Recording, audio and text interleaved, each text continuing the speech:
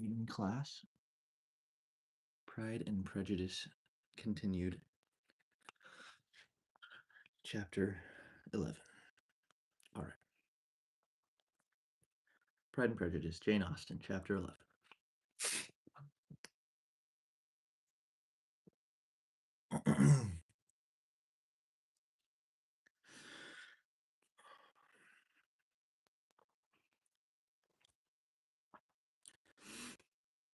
When the ladies removed after dinner, Elizabeth ran up to her sister, and seeing her well guarded from cold, attended her into the drawing room, where she was welcomed by her two friends with many professions of pleasure, and Elizabeth had never seen them so agreeable as they were during the hour which passed before the gentlemen appeared. Their powers of conversation were considerable. They could describe an entertainment with accuracy, relate an anecdote with humor, and laugh at their acquaintance with spirit. But when the gentlemen entered, Jane was no longer the first object. Miss Bingley's eyes were instantly turned toward Darcy, and she had something to say to him before he had advanced many steps. He addressed himself to Miss Bennet, with a polite congratulation. Mr. Hurst also made her a slight bow, and said he was very glad, but diffuseness and warmth remained for Bingley's salutation. He was full of joy and attention. The first half hour was spent in piling up the fire, lest she should suffer from the change of room, and she removed at his desire to the other side of the fireplace, that she might be further from the door. He then sat down by her, and talked scarcely to anyone else. Elizabeth, at work in the opposite corner, saw it all with great delight. When tea was over, Mr. Hurst reminded his sister-in-law of the card table, but in vain. She had obtained private intelligence that Mr. Darcy did not wish for cards, and Mr. Hurst soon found even his open petition rejected. She assured him that no one intended to play, and the silence of the whole party on the subject seemed to justify her. Mr. Hurst had therefore nothing to do but to stretch himself on one of the sofas and go to sleep. Darcy took up a book. Miss Bingley did the same, and Mrs. Hurst, principally occupied in playing with her bracelets and rings, joined now and then in her brother's conversation with Miss Bennet. Miss Bingley's attention was quite as much engaged in watching Mr. Darcy's progress through his book as in reading her own, and she was perpetually either making some inquiry or looking at his page. She could not win him, however, to any conversation. He merely answered her question and read on. At length, quite exhausted by the attempt to be amused with her own book, which she had only chosen because it was the second volume of his, she gave a great yawn and said, "How pleasant it is to spend an evening in this way! I declare after all there is no enjoyment like reading. How much sooner one tires of anything than of a book! When I have a house of my own, I shall be miserable if I have not an excellent library."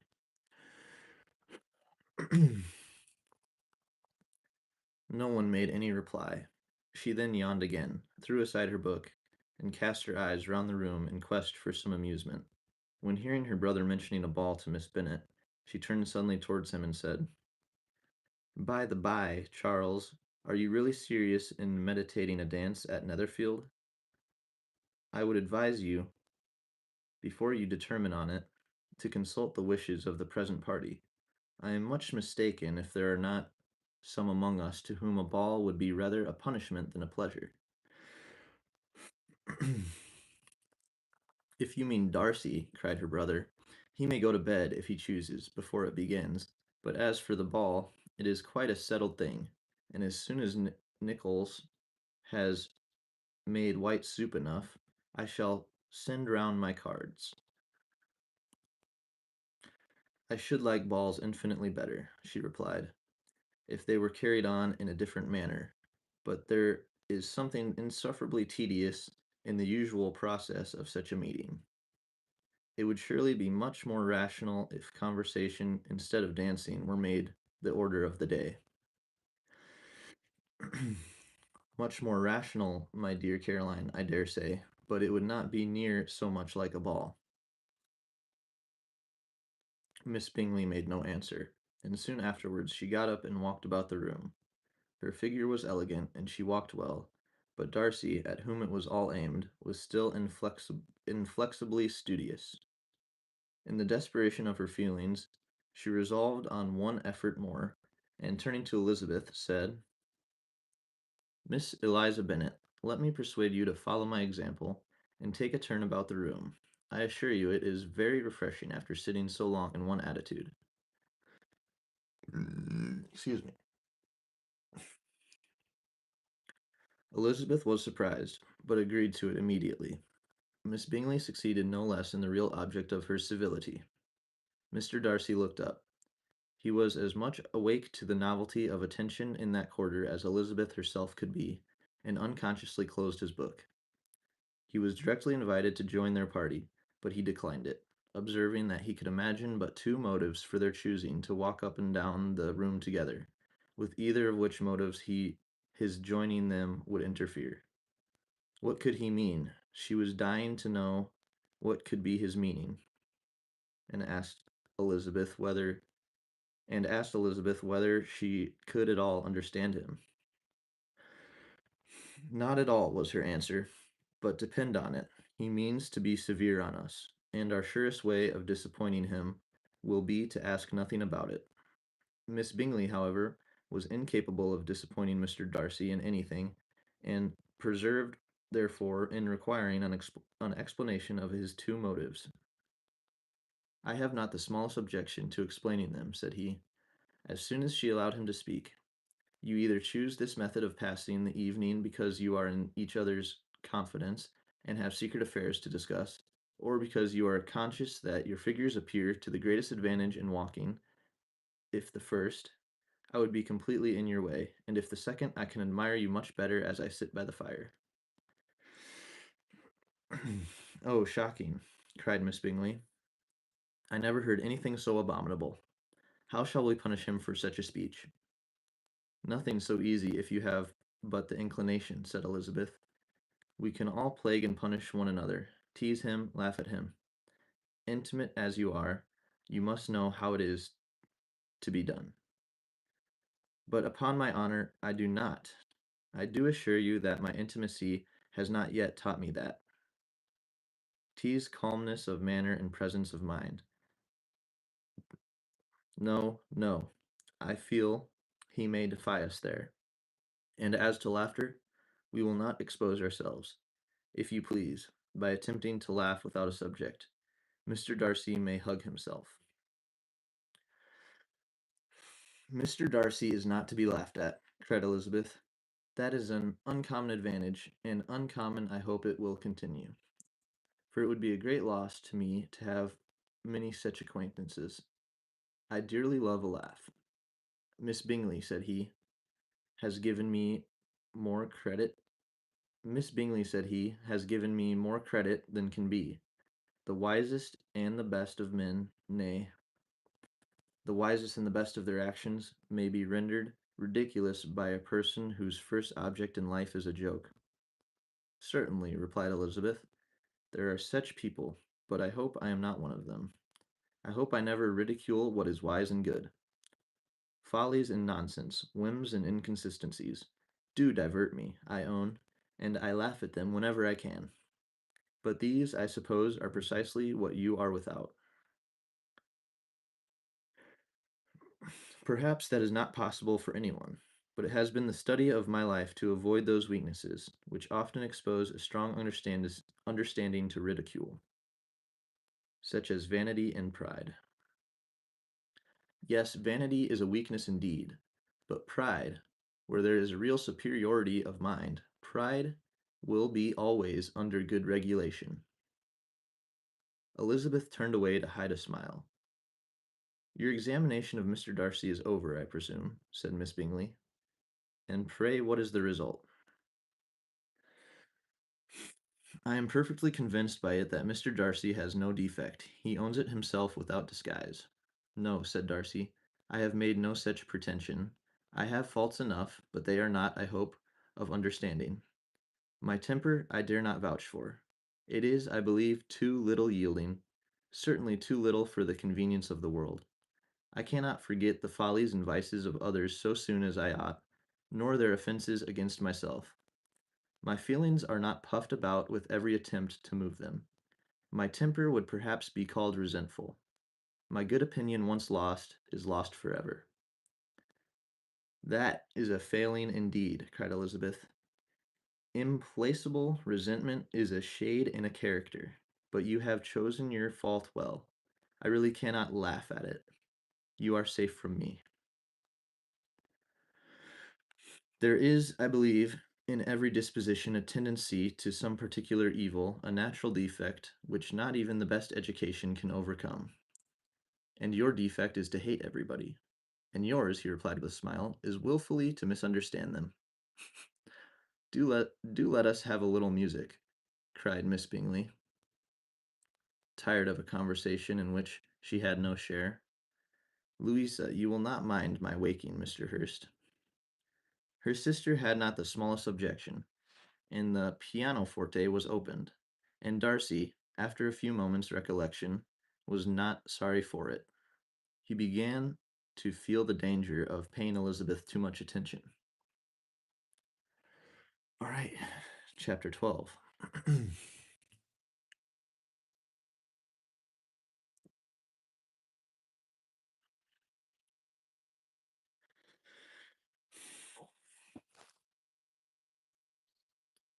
Chapter 12. Pride and Prejudice by Jane Austen. In consequence of an agreement between the sisters, Elizabeth wrote the next morning to their mother to beg that the carriage might be sent for them in the course of the day.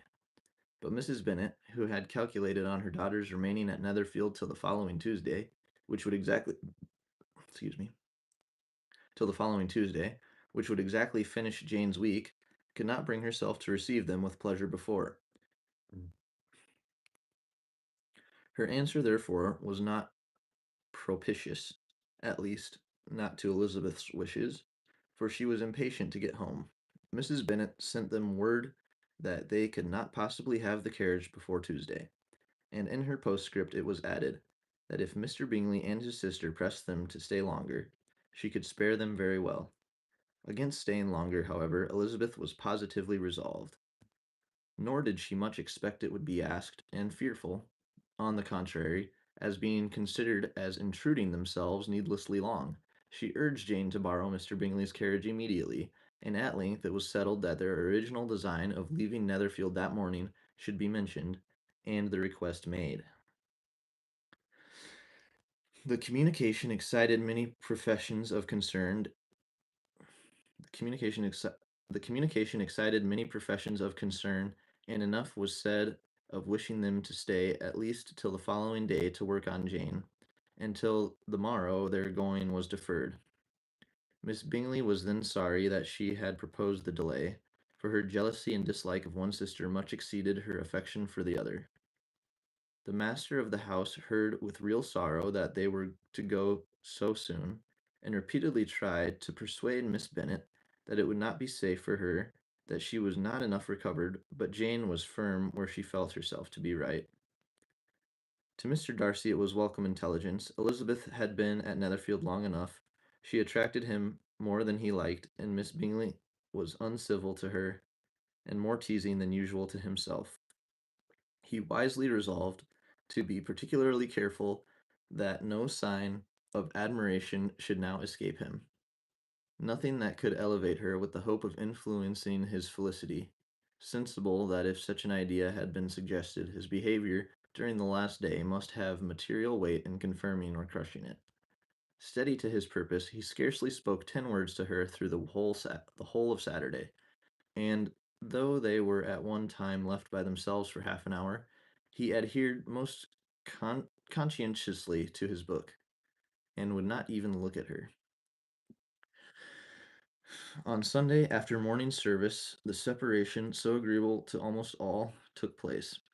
Miss Bingley's civility to Elizabeth increased, at last, very rapidly, as well as her affection for Jane, and when they parted, after assuring the latter of the pleasure it would always give her to see her either at Longbourn or Netherfield, and embracing her most tenderly, she even shook hands with the former.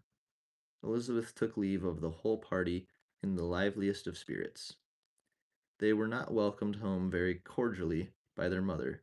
Mrs. Bennet wondered at their coming, and thought them very wrong to give so much trouble, and was sure Jane would have caught cold again. But their father, laconic in his expressions, though very laconic in his expressions of pleasure, was really glad to see them. He had felt their importance in the family circle. The evening conversation, when they were all assembled, had lost much of its animation, and almost all its sense by the absence of Jane and Elizabeth. They found Mary, as usual, deep in the study of thorough base and human nature, and had some extracts to admire, and some new observations of threadbare morality to listen to. Catherine and Lydia had information for them of a different sort. Much had been done and much had been said in the regiment since the preceding Wednesday. Several of the officers had dined lately with their uncle, a private had been flogged, and it had actually been hinted that Colonel Forster was going to be married. Chapter 13.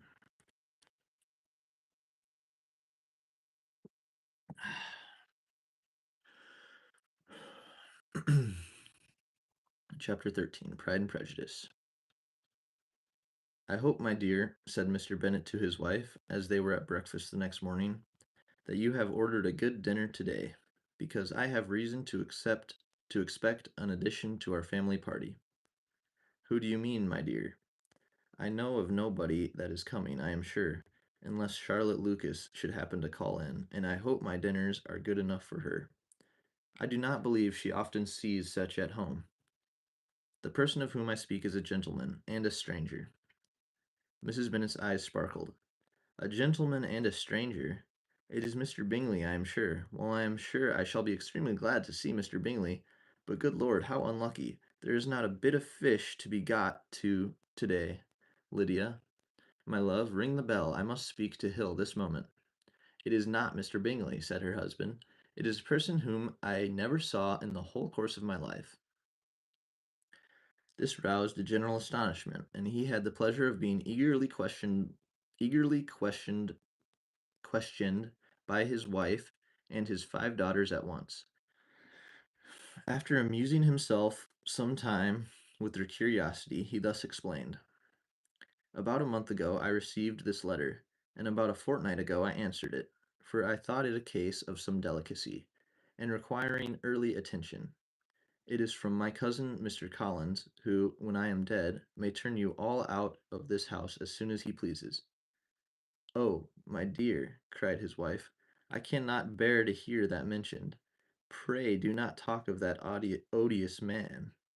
I do think it is the hardest thing in the world that your estate should be entailed away from your own children, and I am sure if I had been you, I should have tried long ago to do something or other about it.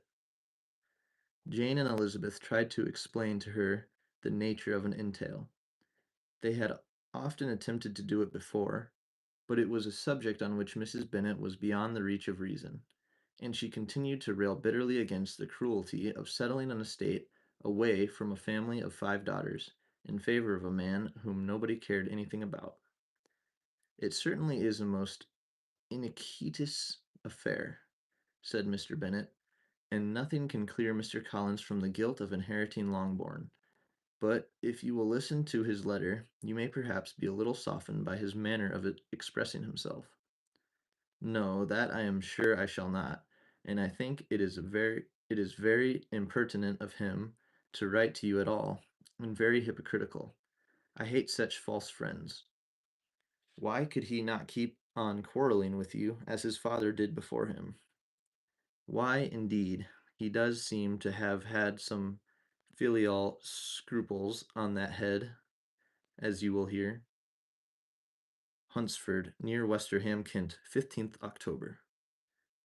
Dear Sir, the disagreement subsisting between yourself and my late honored father always gave me much uneasiness, and since I have had the misfortune to lose him, I have frequently wished to heal the breach, but for some time I was kept back by my own doubts, fearing lest it might seem disrespectful to his memory for me to be on good terms with anyone with whom it had always pleased him to be at variance. There, Mrs. Bennet, my mind, however, is now made up on the subject for having received ordination at Easter. I have been so fortunate as to be distinguished by the patronage of the Right Honorable Lady Catherine de Bourgh, widow of Sir Louis de Bourgh, whose bounty and beneficence has preferred me to the valuable rectory of this parish, where it shall be my earnest endeavour to demean myself with grateful respect towards her ladyship, and be ever ready to perform those rites and ceremonies which are instituted by the Church of England.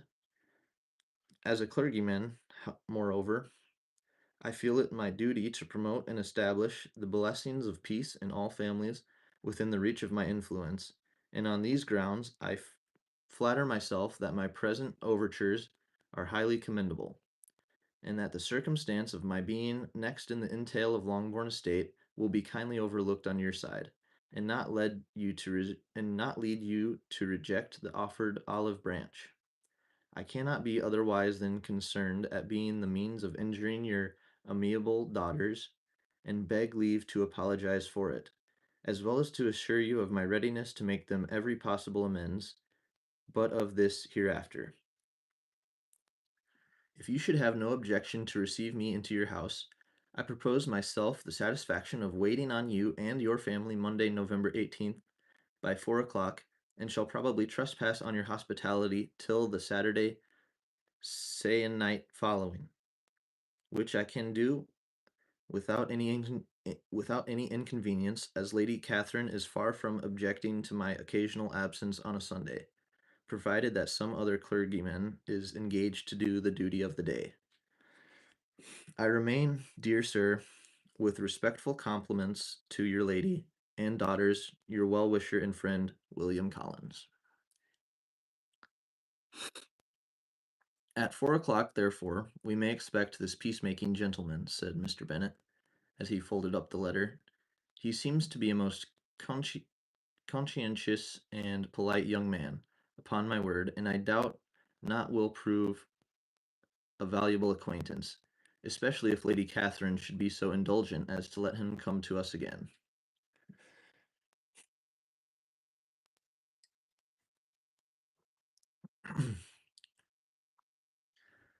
There is some sense in what he says about the girls, however, and if he dispose to make them any amends, I shall not be the person to discourage him.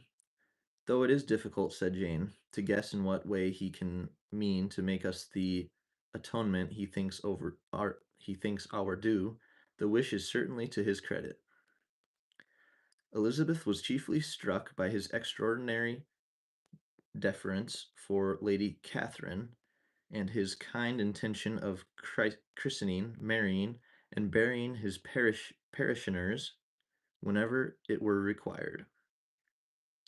He must be an oddity, I think, said she. I cannot make him out.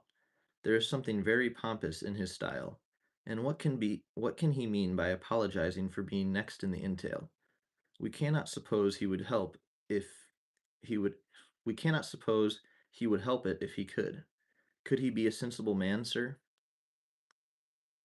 No, my dear, I think not. I have great hopes of finding him quite the reverse.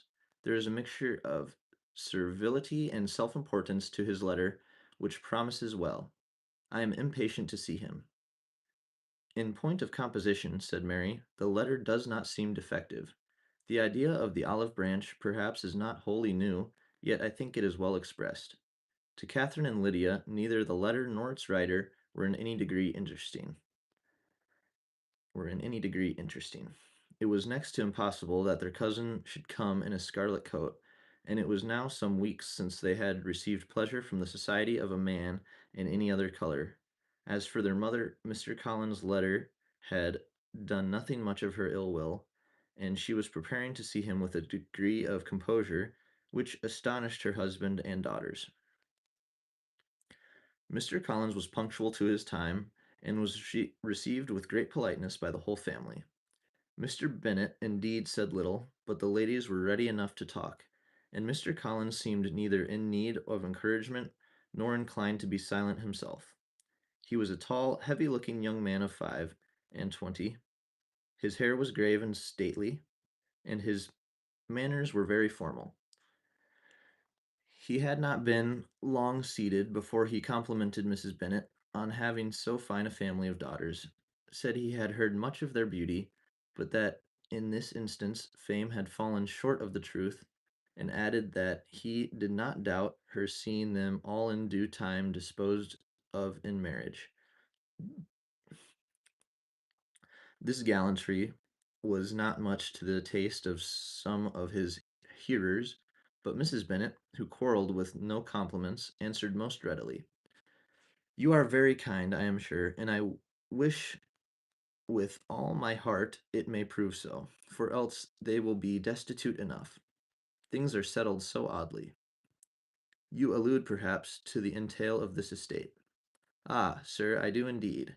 It is a grievous affair to my poor girls, you must confess. Not that I mean to find fault with you, for such things I know are all chance in this world. There is no knowing how estates will go when once they come to be entailed. I am very sensible, madam, of the hardship to my fair cousins, and could say much on the subject, but that I am cautious of appearing forward and precipitate. But I can assure the young ladies that I come prepared to admire them. At present I will not say more, but perhaps when we are better acquainted. He was interrupted by a summons to dinner, and the girls smiled on each other. They were not the only objects of Mr. Collins' admiration. The hall, the dining room, and all its furniture were examined and praised, and his commendation of everything would have touched Mrs. Bennet's heart, but for the mortifying supposition of his viewing it all as his own future property. The dinner, too, in its turn, was highly admired, and he begged to know to which of his fair cousins the excellency of its cooking was owing. But he was set right there by Mrs. Bennet, who assured him with some asperity that they were very well able to keep a good cook, and that her daughters had nothing to do in the kitchen. He begged pardon for having displeased her. In a softened tone, she declared herself not at all offended, but he continued to apologize for about a quarter of an hour. All right, chapter 14, Pride and Prejudice. During dinner, Mr. Bennet scarcely spoke at all, but when the servants were withdrawn, he thought it time to have some conversation with his guest, and therefore started a subject in which he expected him to shine, by observing that he seemed very fortunate in his patroness. Lady Catherine de Bourgh, attention to his wishes, and consideration for his comfort, appeared very remarkable. Mr. Bennet could not have chosen better. Mr. Collins was eloquent in her praise. The subject elevated him to more than usual solemnity of manner, and with a most important aspect he protested that he had never in his life witnessed such behavior in a person of rank, such affability and condescension as he had himself experienced from Lady Catherine. She had been graciously pleased to approve of both of the discourses which he had already had the honor of preaching before her. She had also asked him twice to dine at Rosings, and had sent for him only the Saturday before to make up her pool of quadrille in the evening. Lady Catherine was reckoned proud by many people he knew, but he had never seen anything but affability in her. She had always spoken to him as she would to any other gentleman. She made not the smallest objection to his joining in the society of the neighborhood, nor to his leaving the parish occasionally for a week or two to visit his relations. She had even condescended to advise him to marry as soon as he could, provided he chose with discretion, and had once paid him a visit in his humble parsonage, where she had perfectly approved all the alterations he had been making, and had even vouchsafed to suggest some herself. Some shelves in the closet upstairs.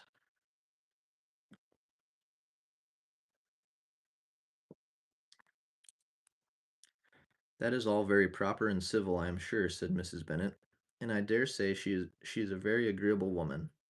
It is a pity that great ladies in general are not more like her. Does she live near you, sir?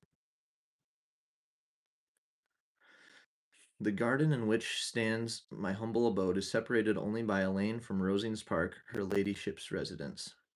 I think you said she was a widow, sir. Has she any family? She has only one daughter, the heiress of Rosings, and a very extensive property. Ah, said Mrs. Bennet, shaking her head. Then she is better off than many girls. And what sort of young lady is she? Is she handsome? She is a most charming young lady indeed. Lady Catherine herself says that, in point of true beauty, Miss de Bourgh is far superior to the handsomest of her sex, because there is that in her features which marks the young lady of distinguished birth. She is unfortunately of a sickly constitution, which has prevented her from making that progress in many accomplishments which she could not have otherwise failed of, as I am form as I am informed by the lady who superintended her education, and who still resides with them. But she is perfectly amiable, and often condescends to drive by my humble abode in her little phaeton and ponies. Has she been presented? I do not remember her name among the ladies at court. Her indifferent state of health unhappily prevents her being in town, and by that means, as I told Lady Catherine one day, has deprived the British court of its brightest ornament. Her ladyship seemed pleased with the idea, and you may imagine that I am happy on every occasion to offer those little delicate compliments which are always acceptable to ladies. I have more than once observed to Lady Catherine that her charming daughter seemed born to be a duchess, and that the most elevated rank, instead of giving her consequence, would be adorned by her. These are the kind of little things which please her ladyship, and it is a sort of attention which I conceive myself peculiarly bound to pay. Excuse me. You judge very properly, said Mrs. Bennet. Said Mr. Bennet. You judge very properly, said Mr. Bennet, and it is happy for you that you possess the talent of flattering with delicacy. May I ask whether these pleasing attentions proceed from the impulse of the moment, or are the result of previous study? They arise chiefly from what is passing at the time, and though I sometimes amuse myself with suggesting and arranging such little elegant compliments as may be adapted to ordinary occasions, I always wish to give them as unstudied an air as possible.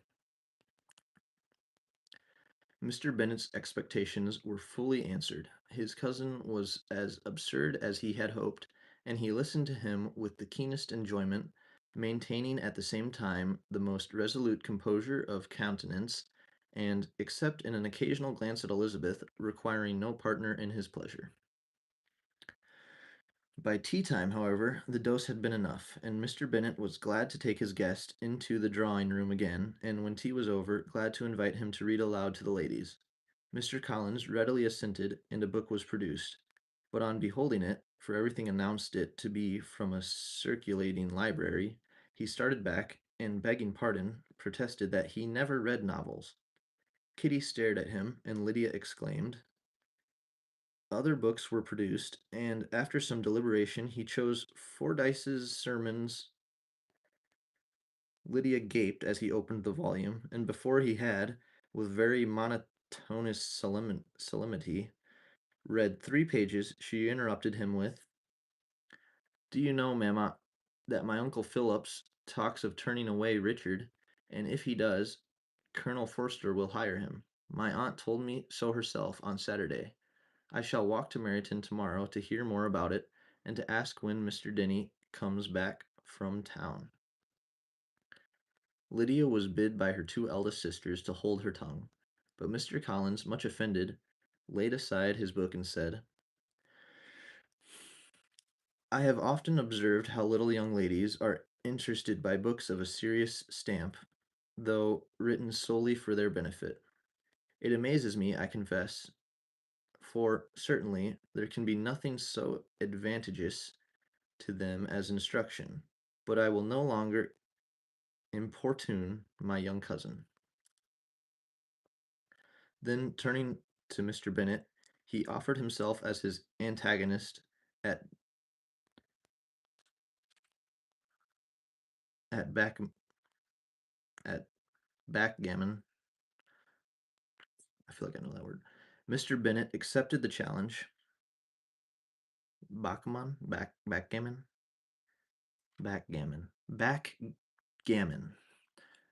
It must be a game. Mr. Bennet accepted the challenge, observing that he acted. No, it's not a game. Antagonist at backgammon. Okay. Mr. Bennet accepted the challenge, observing that he acted something conversation. Mr. Bennet accepted the challenge, observing that he acted very wisely in leaving the girls to their own trifling amusements. Mrs. Bennet and her daughters apologized most civilly for Lydia's interruption, and promised that it should not occur again, if he would resume his book. But Mr. Collins, after assuring them that he bore his young cousin no ill will, and should never resent her behavior as any affront, seated himself at another table with Mr. Bennet and prepared for backgammon. Okay, maybe it's a game, I don't know. Chapter 15, Pride and Prejudice. 18% into the book. Mr. Collins was not a sensible man, and the deficiency of nature had been but little assisted by education or society, the greatest part of his life having been spent under the guidance of an illiterate and miserly father, and though he belonged to one of the universities, he had merely kept the necessary terms without forming at it any useful acquaintance. The subjection in which his father had brought him up had given him originally great humility of manner, but it was now a good deal counteracted by the self-conceit of a weak head, living in retirement, and the consequential feelings of early and unexpected prosperity. A fortune chance had recommended him to Lady Catherine de Bourgh when the living of Hunsford was vacant, and the respect which he felt for her high rank, and his veneration for her as his patroness, mingling with a very good opinion of himself, of his authority as a clergyman, and his right as a rector, made him altogether a mixture of pride and obsequ- obsequiousness, self-importance, and humility. Having now a good house and a very sufficient income, he intended to marry, and in seeking a reconciliation with the Longbourn family, he had a wife in view, as he meant to choose one of the daughters, if he found them as handsome and amiable as they were represented by common report. This was his plan of amends, of atonement, for inheriting their father's estate, and he thought it an excellent one, full of eligibility and suitableness, and excessively generous and disinterested on his own part. His his plan did not vary on seeing them. Miss Bennet's lovely face confirmed his views, and established all his strictest notions of what was due to seniority, and for the first evening she was his settled choice. The next morning, however, made an alteration, for in a quarter of an hour, tete-a-tete, with Mrs. Bennet before breakfast, a quarter of an hour's tete-a-tete with Mrs. Bennet before breakfast, a conversation beginning with his parsonage house, and leading naturally to the avowal of his hopes that a mistress might be found for it at Longbourn, produced from her, amid very complacent smiles and general encouragement, a caution against the very Jane he had fixed on. As to her younger daughters, she could not take upon her to say, she could not positively answer, but she did not know of any preposition. Her eldest daughter, she must just mention, she felt it incumbent on her to hint, was likely to be very soon engaged. Mr. Collins had only to change from Jane to Elizabeth, and it was soon done while Mrs. Bennet was stirring the fire. Elizabeth, equally next to Jane in birth and beauty, succeeded her, of course. Mrs. Bennet treasured up the hint, and trusted that she might soon have two daughters married, and the man whom she could not bear to speak of the day before was now high in her good graces. Lydia's intention of walking to Meryton was not forgotten.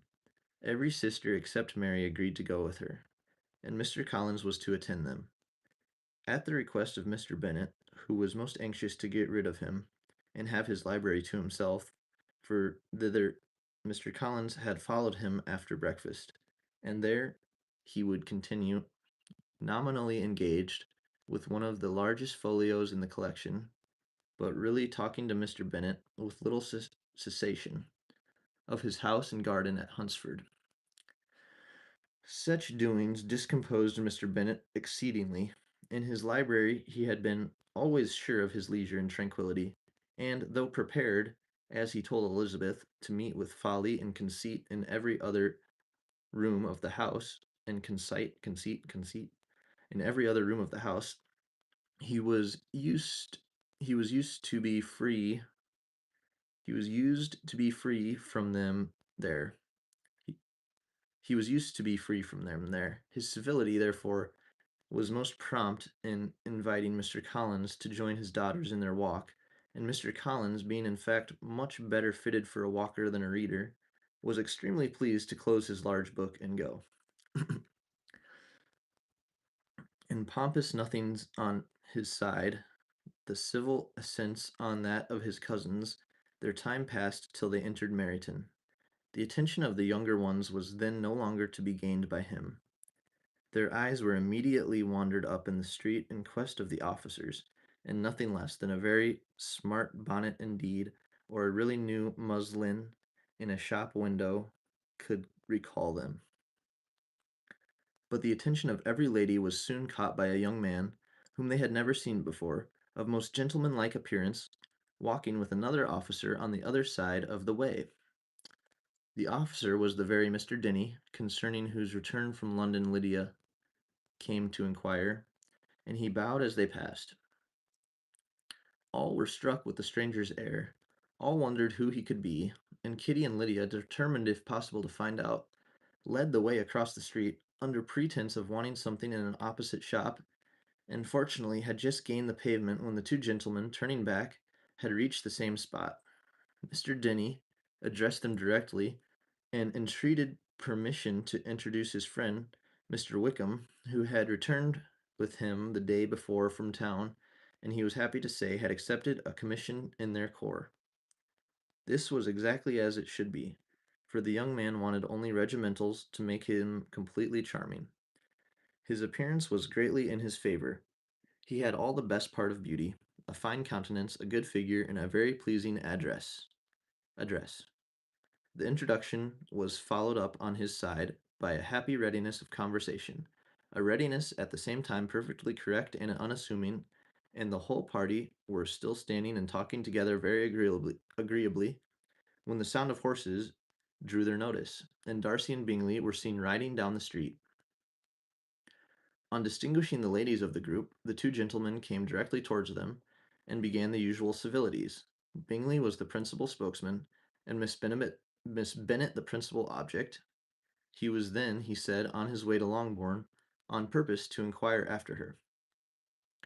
Mr. Darcy corroborated it with a bow, and was beginning to determine not to fix his eyes on Elizabeth, when they were suddenly arrested by the sight of the stranger, and Elizabeth, happening to see the countenance of both as they looked at each other, was all astonishment at the effect of the meeting. Both changed color, one looked white, the other red. Mr. Wickham, after a few moments, touched his hat, a salutation which Mr. Darcy just deigned to return. What could be the meaning of it? It was impossible to imagine. It was impossible not to long to know. In another minute, Mr. Bingley, but without seeming to have noticed what passed, took leave and rode on with his friend. Mr. Denny and Mr. Wickham walked with the young ladies to the door of Mr. Phillip's house, and then made their bows, in spite of Miss Lydia's pressing entreaties that they should come in, and even in spite of Mrs. Phillips throwing up the parlor window and loudly seconding the invitation.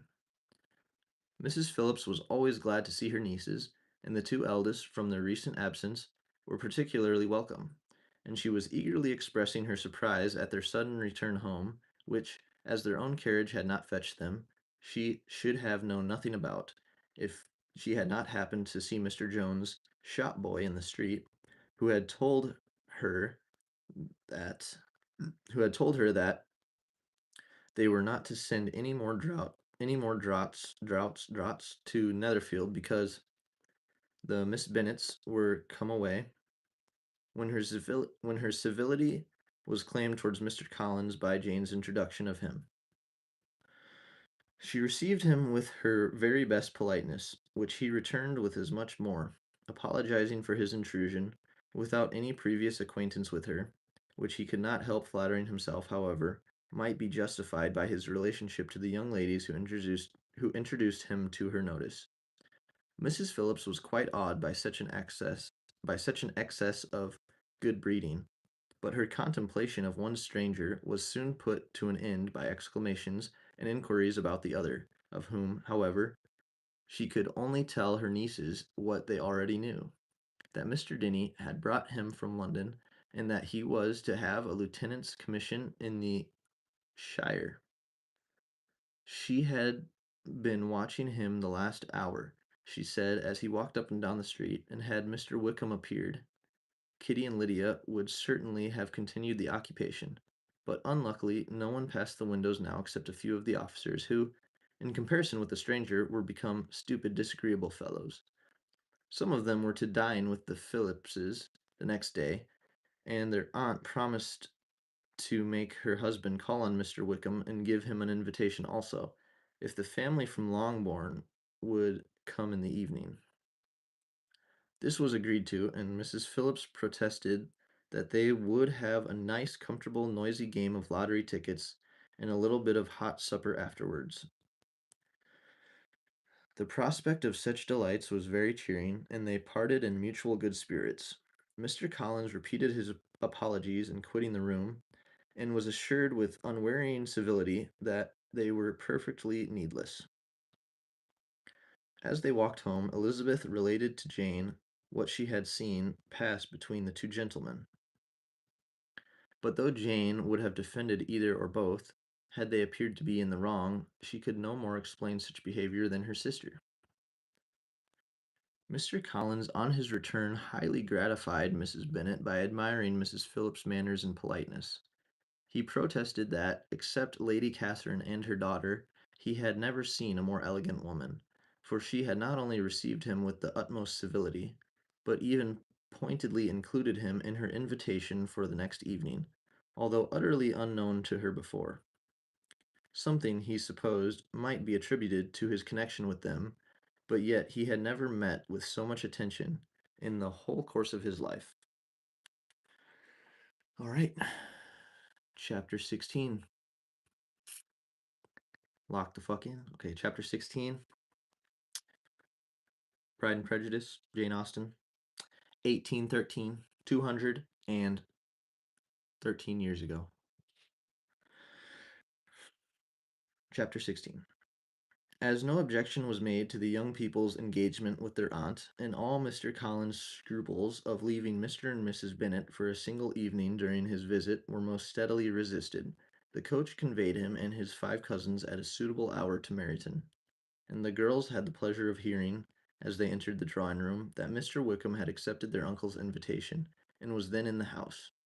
When this information was given, and they had all taken their seats, Mr. Collins was at leisure to look around him and admire, and he was so much struck with the size and furniture of the apartment that he declared he might almost have supposed himself in the small summer breakfast parlor at Rosings, a comparison that did not at first convey much gratification, but when Mrs. Phillips understood from him what Rosings was, and who was its proprietor, when she had listened to the description of only one of Lady Catherine's drawing rooms, and found that the chimney piece alone had cost £800, she felt all the force of the compliment, and would hardly have resented a comparison with the housekeeper's room.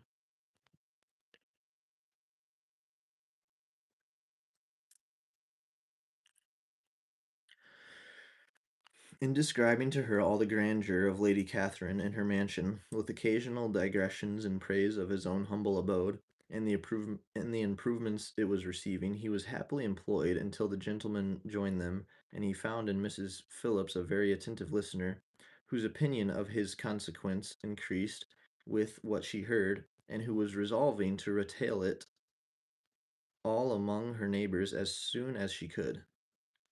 To the girls, who could not listen to their cousin, and who had nothing to do but wish for an instrument, and examine their own indifferent imitations of china on the mantelpiece, the interval of waiting appeared very long. It was over at last, however. The gentleman did approach, and when Mr. Wickham walked into the room, Elizabeth felt she had neither been seeing him before nor thinking of him since, with the smallest degree of unreasonable admiration.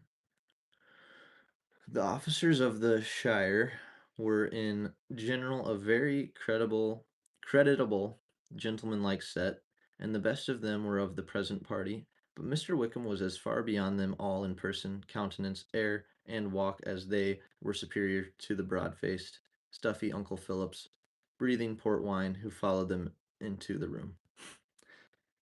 Mr. Wickham was the happy man towards whom almost every female eye was turned, and Elizabeth was the happy woman by whom he finally seated himself, and the agreeable manner in which he immediately fell into conversation, though it was only on its being a wet night, made her feel that the commonest, dullest, most threadbare topic might be rendered interesting by the skill of the speaker.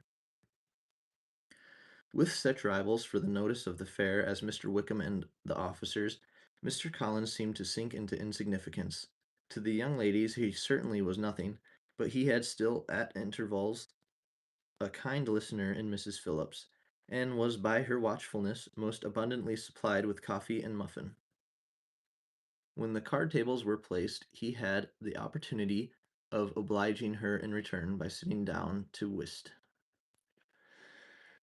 "I know little of the game at present," said he, "but I shall be glad to improve myself, for in my situation in life—" Mrs. Phillips was very glad for his compliance, but could not wait for his reason. Mr. Wickham did not play at whist, and with ready delight was he received at the other table between Elizabeth and Lydia. At first there seemed danger of Lydia's engrossing him entirely, for she was a most determined talker, but being likewise extremely fond of lottery tickets, she soon grew too much interested in the game, too eager in making bets and exclaiming after prizes to have attention for anyone in particular. Allowing for the common demands of the game, Mr. Wickham was therefore at leisure to talk to Elizabeth, and she was very willing to hear him, though what she chiefly wished to hear she could not hope to be told, the history of his acquaintance with Mr. Darcy. She dared not even mention that gentleman. Her curiosity, however, was unexpectedly relieved. Mr. Wickham began the subject himself.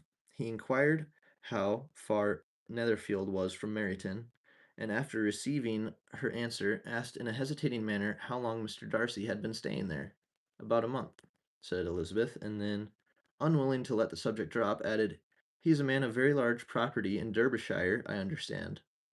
"Yes," replied Mr. Wickham, "his estate there is a noble one, a clear 10,000 per annum.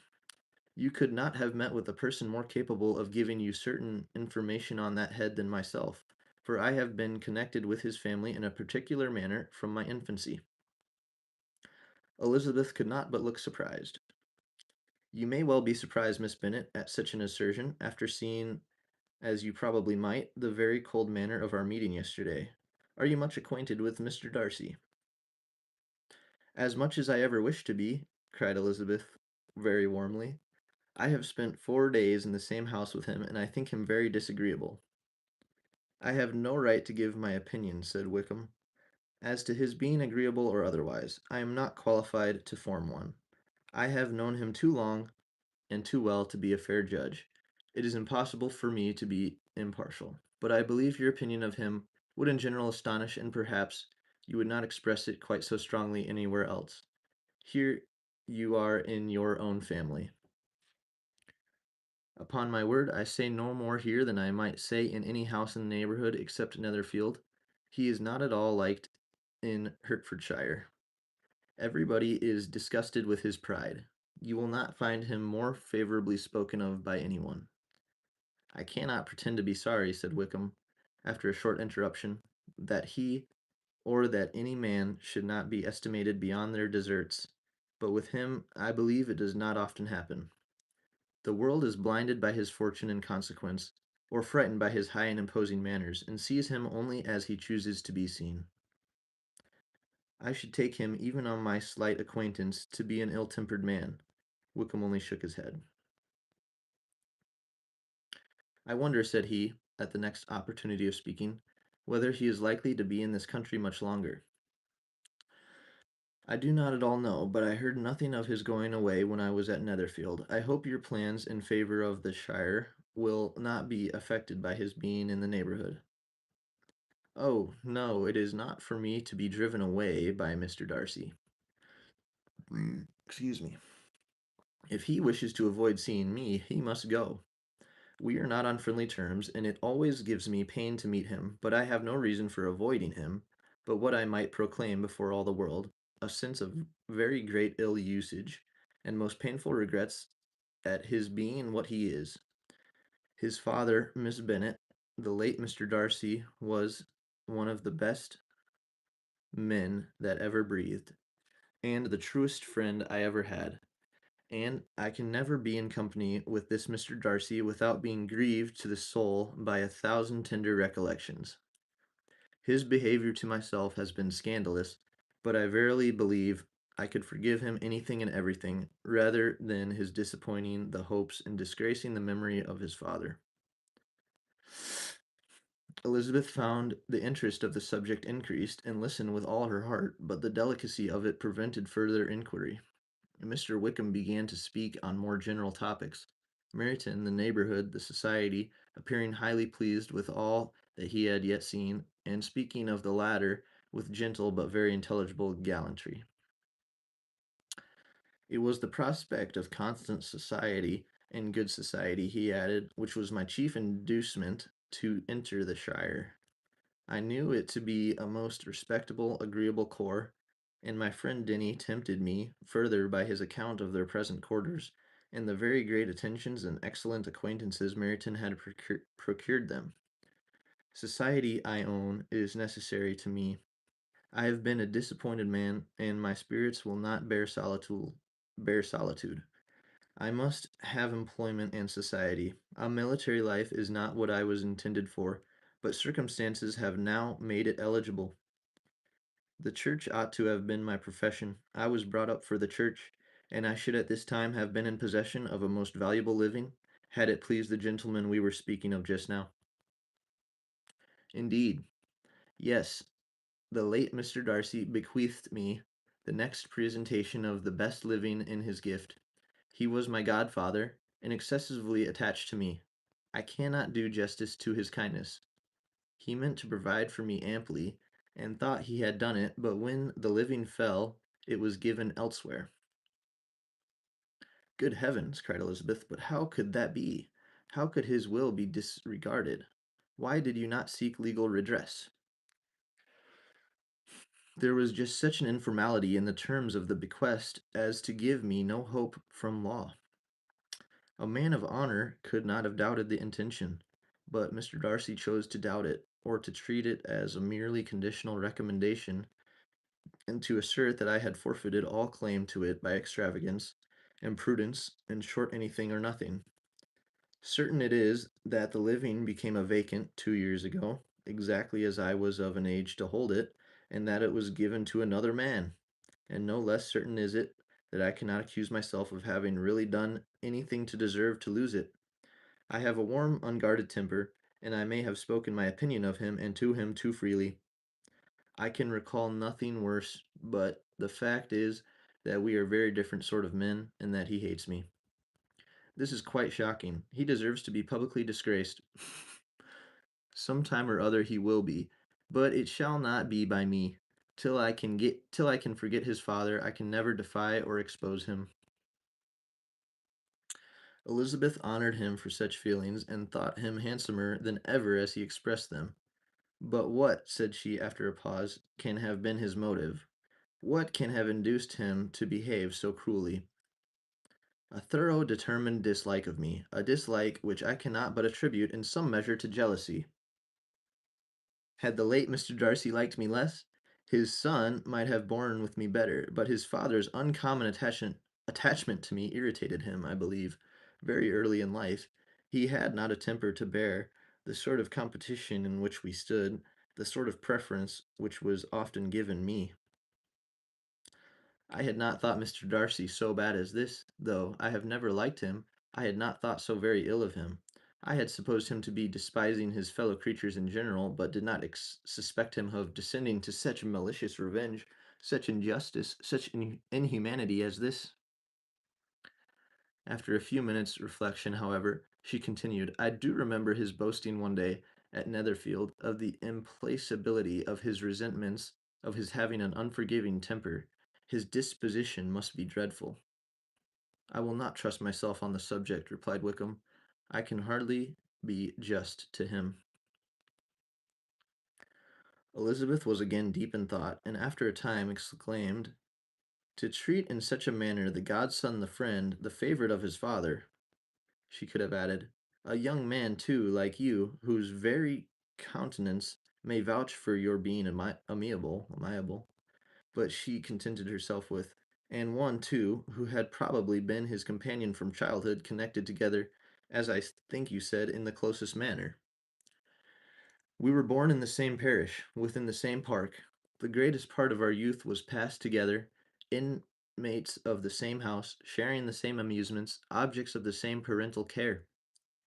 My father began life in the profession which your uncle, Mr. Phillips, appears to do so much credit to. But he gave up everything to be of use to the late Mr. Darcy, and devoted all his time to the care of the Pemberley property. He was most highly esteemed by Mr. Darcy, a most intimate, confidential friend. Mr. Darcy often acknowledged himself to be under the greatest obligations to my father's active superintendence, and when, immediately before my father's death, Mr. Darcy gave him a voluntary promise of providing for me, I am convinced that he felt it to be as much a debt of gratitude to him as of his affection to myself. How strange, cried Elizabeth. How abominable. I wonder that the very pride of this Mr. Darcy has not made him just to you, if from no better motive, that he should not have been too proud to be dishonest. For dishonesty I must call it.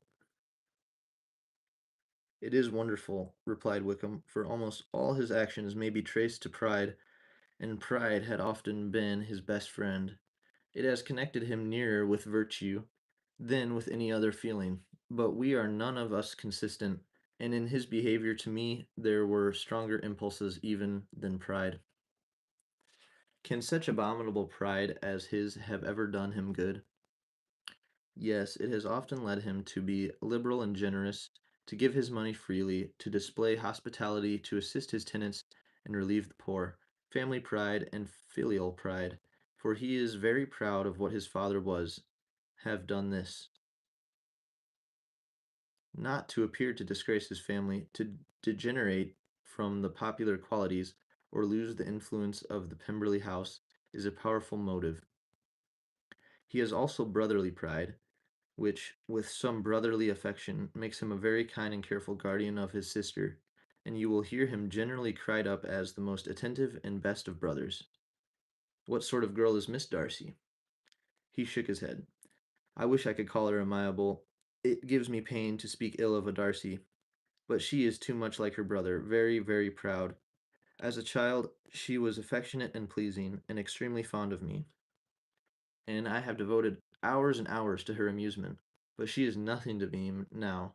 She is a handsome girl, about 15 or 16, and I understand highly accomplished. Since her father's death, her home has been London, where a lady lives with her and superintends her education. After many pauses and many trials of other subjects, Elizabeth could not help reverting once more to the first and saying, I am astonished at his intimacy with Mr. Bingley. How can Mr. Bingley, who seems a good humor itself and is, I really believe, truly amiable, be in friendship with such a man? How can they suit each other? Do you know Mr. Bingley? Not at all. He is a sweet-tempered, amiable, charming man. He cannot know what Mr. Darcy is. Probably not, but Mr. Darcy can please where he chooses. He does not want abilities. He can be a conversable companion if he thinks it worth his while. Among those who are at all his equals in consequence, he is a very different man from what he is to the less prosperous. His pride never deserts him, but with the rich he is a liberal-minded, just, sincere, rational, honorable, and perhaps agreeable, allowing something for fortune and figure. The whist party soon afterwards breaking up, the players gathered round the other table, and Mr. Collins took his station between his cousin Elizabeth and Mrs. Phillips. The usual inquiries as to his success were made by the latter. It had not been very great, he had lost every point, but when Mrs. Phillips began to express her concern thereupon, he assured her with much earnest gravity that it was not of the least importance, that he considered the money as a mere trifle, and begged that she would not make herself uneasy.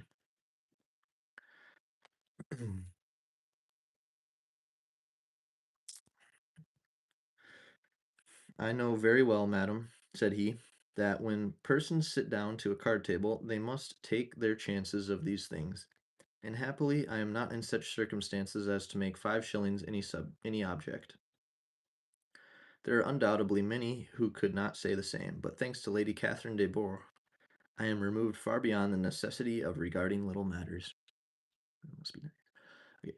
Mr. Wickham's attention was caught, and after observing Mr. Collins for a few moments, he asked Elizabeth in a low voice whether her relation was very intimately acquainted with the family of de Bourgh. Lady Catherine de Bourgh, she replied, what has very lately given him a living. I hardly know how Mr. Collins was first introduced to her notice, but he certainly has not known her long. You know, of course, that Lady Catherine de Bourgh and Lady Anne Darcy were sisters, consequently, that she is aunt to the present Mr. Darcy. No, indeed, I did not. I knew nothing at all of Lady Catherine's connections. I never heard of her existence till the day before yesterday. Her daughter, Miss de Bourgh, will have a very large fortune, and it is believed that she and her cousin will unite the two estates. This information made Elizabeth smile, as she thought of poor Miss Bingley. Vain indeed must be all her attentions, vain and useless her affection for his sister and her praise of himself, if he were already self-destined for another. Mr. Collins, said she, speaks highly both of Lady Catherine and her daughter, but from some particulars that he has related of her ladyship, I suspect his gratitude misleads him, and that in spite of her being his patroness, she is arrogant. She is an arrogant, conceited woman.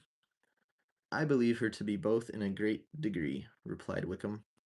I have not seen her for many years, but I very well remember that I never liked her, and that her manners were dictatorial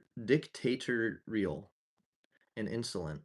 She has the reputation of being remarkably sensible and clever, but I rather believe she derives part of her abilities from her rank and fortune, part from her authoritative manner, and the rest from the pride for her nephew, who chooses that everyone connected with him should have an understanding of the first class. Elizabeth allowed that he had given a very rational account of it, and they continued talking together with mutual satisfaction till supper put an end to cards and gave the rest of the ladies their share of Mr. Wickham's attentions. There could be no conversation in the noise of Mrs. Phillips's supper party, but his manners recommended him to everybody. Whatever he said was said well, and whatever he did, done gracefully. Elizabeth went away with her head full of him. She could think of nothing but of Mr. Wickham, and of that he had told her all the way home. But there was not time for her even to mention his name as they went, for neither Lydia nor Mr. Collins were once silent. Lydia talked incessantly of lottery tickets, of the fish she had lost and the fish she had won, and Mr. Collins, in describing the civility of Mr. and Mrs. Phillips, protesting that he did not in the least regard his losses at whist, enumerating all the dishes at supper, and repeatedly fearing that he crowded his cousins, had more to say than he could well manage before the carriage stopped at Longbourn House. All right, chapter 17, Pride and Prejudice. All right, I'm going to stop this now, and I need to fill water and take a piss. Sorry. Excuse my language. Okay. I'm just reading aloud. Okay. Be right back.